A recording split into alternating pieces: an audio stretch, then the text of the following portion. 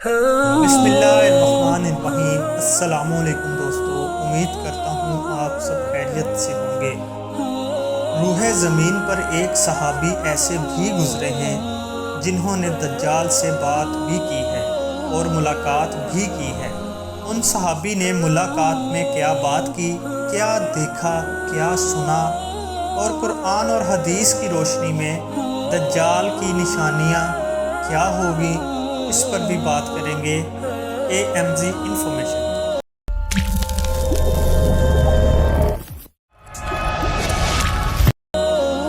آج اس ویڈیو میں ہم اپنے ناظرین کو قرآن اور حدیث کی روشنی میں یہ بتائیں گے کہ قیامت کی ایک بہت بڑی نشانی دجال کا ظہور ہونا ہے، دجال کا آنا ہے۔ دجال دکھتا کیسا ہے، کہاں ہے، اور وہ آ کر کیا کچھ کرے گا، بہت کچھ آپ کو بتانا ہے۔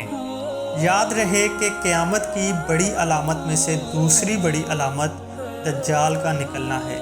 حدیث مبارکہ صلی اللہ علیہ وآلہ وسلم میں دجال کا ذکر بڑی وضاحت سے آیا ہے۔ ہر نبی نے دجال کے فتنے سے اپنی امت کو ڈرایا ہے۔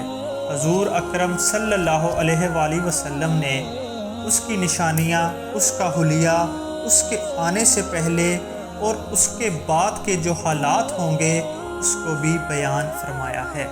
دجال ابھی تک آیا نہیں ہے اور کسی کو پتہ نہیں وہ کہاں ہے، لیکن روح زمین پر ایک صحابی ایسے گزرے ہیں جنہوں نے دجال کو دیکھا بھی ہے، اس سے ملاقات بھی کی ہے اور اس سے بات چیت بھی کی ہے۔ حدیث مبارکہ میں پیارے نبی صلی اللہ علیہ وآلہ وسلم کی زبانی ہمیں پورا واقعہ ملتا ہے۔ ایک مرتبہ نبی کریم صلی اللہ علیہ وآلہ وسلم نے اچانک اپنے صحابہ کو جمع فرمایا اور خطبہ دینے کے لیے ممبر پر تشریف فرما ہو گئے۔ یہ وہ وقت تھا جس وقت ہمارے نبی صلی اللہ علیہ وآلہ وسلم خطبہ نہیں فرمایا کرتے تھے۔ صحابہ بھی حیران تھے کہ آج ایسا کیا ہو گیا ہے کہ پیارے نبی صلی اللہ علیہ وآلہ وسلم اس ٹائم خطبہ ارشاد فرما رہے ہیں۔ تو پھر نبی کریم صلی اللہ علیہ وآلہ وسلم نے فرمایا کہ آج میرے پاس تمیم داری آئے ہیں۔ تمیم داری وہ صحابہ ہیں جنہوں نے دجال کو دیکھا تھا۔ اور پھر اس صحابی نے حضور پاک صلی اللہ علیہ وآلہ وسلم کو ایک خبر سنائی کہ حضور پاک صلی اللہ علیہ وسلم نے فرمایا کہ وہ خبر سن کر میں آرام بھی نہ کر سکا اور میں نے چاہا کہ اس خبر میں تمہیں بھی شامل کر لوں۔ بات یہ ہے کہ تمیم داری نے مجھے بتایا کہ وہ 30 افراد جو ایک کشتی میں سفر کر رہے تھے کہ اچانک سمندر میں طوفان آ گیا اور وہ بھٹک گئے۔ تقریباً وہ مہینہ بھر بھٹکے رہے اور سمندر میں ہی گھومتے رہے، اور وہ ایک دن سورج غروب ہونے کے وقت ایک نامعلوم جزیرے پر جا پہنچے۔ انہیں وہاں سیاہ رنگ کی مخلوق نظر آئی جس کے جسم پر بال بہت زیادہ تھے۔ انہوں نے اس سے پوچھا کہ تم کون ہو؟ اس نے کہا میں جاسوس ہوں۔ تو صحابی نے پوچھا کہ ہمیں اپنے بارے میں کچھ بتائیں۔ تو اس نے کہا کہ نہ میں تمہیں کچھ بتاؤں گا نہ تم سے کچھ سنوں گا۔ تم اس بت خانے میں جاؤ، وہاں ایک شخص تمہارا بہت بے صبری سے انتظار کر رہا ہے، وہی تمہیں کچھ سنائے گا اور بتائے گا۔ تو پھر وہ اندر چلے گئے۔ وہاں ایک شخص سختی کے ساتھ زنجیروں میں بندھا ہوا تھا۔ اس نے پوچھا تم لوگ کون ہو، کہاں سے آئے ہو؟ صحابی نے جواب دیا کہ شام سے آئے ہیں۔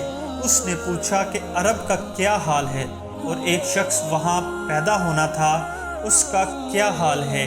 یعنی کہ زنجیروں میں بندھا ہوا انسان نبی کریم صلی اللہ علیہ وآلہ وسلم کے بارے میں پوچھ رہا تھا۔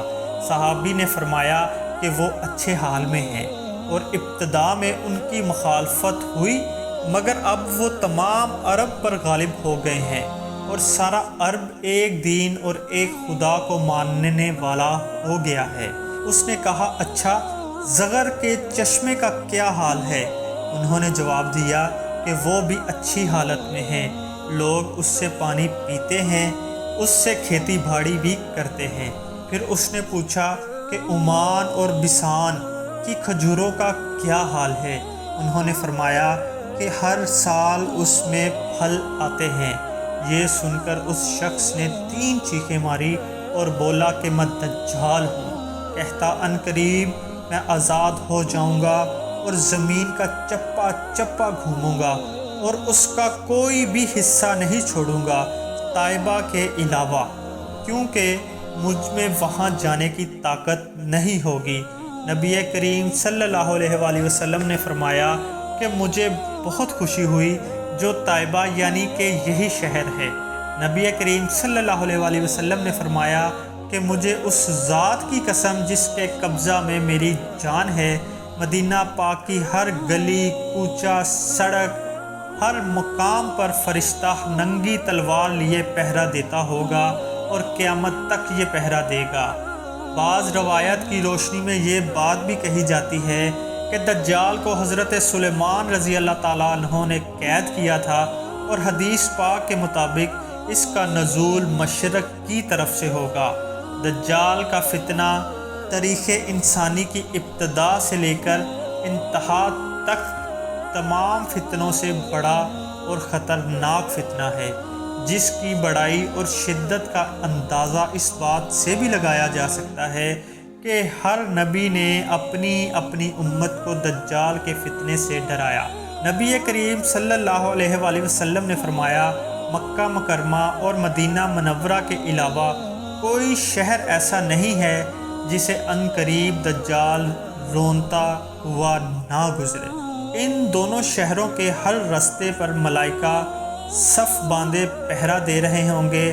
دجال مدینہ منورہ کے باہر ایک ڈلڈلی زمین پر پڑاؤ ڈالے گا، پھر شہر مدینہ لرزے گا، یعنی کہ شہر مدینہ میں زلزلہ آئے گا، تو اس میں موجود ہر کافر اور منافق باہر نکل جائے گا۔ مختلف حدیث مبارکہ میں جو دجال کا حلیہ بتایا گیا ہے وہ یہ ہے کہ دجال ایک نوجوان مرد ہوگا جو پہلے خود کو مومن ثابت کرے گا اور پھر خدائی کا دعویٰ کرے گا۔ اس کا قد لمبا ہوگا، جسم سے بہت موٹا ہوگا، ایک آنکھ سے کانا ہوگا اور ایک کانی آنکھ ایسی ہوگی جیسے پھولا ہوا انگور، اس کی دوسری آنکھ خون آلود ہوگی، اس کا سینہ چوڑا ہوگا، دجال کی پیشانی چوڑی ہوگی اور دونوں آنکھوں کے درمیان کافر لکھا ہوگا، جسے ہر مسلمان پڑھ بھی سکے گا، چاہے اسے پڑھنا آتا ہو یا نہ آتا ہو، اور اس کے جسم پر بہت زیادہ بال ہوں گے اور اس کے بال گھنگریلے ہوں گے۔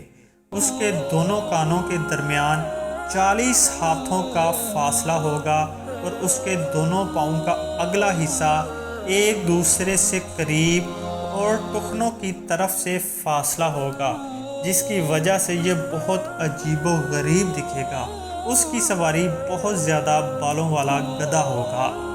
یہ تو تھا دجال کا حلیہ۔ دجال کے آنے سے پہلے کیا حالات ہوں گے، لوگ کس حالت میں ہوں گے، اس کے بارے میں ہم اپنے اگلی ویڈیو میں بات کریں گے۔ شکریہ۔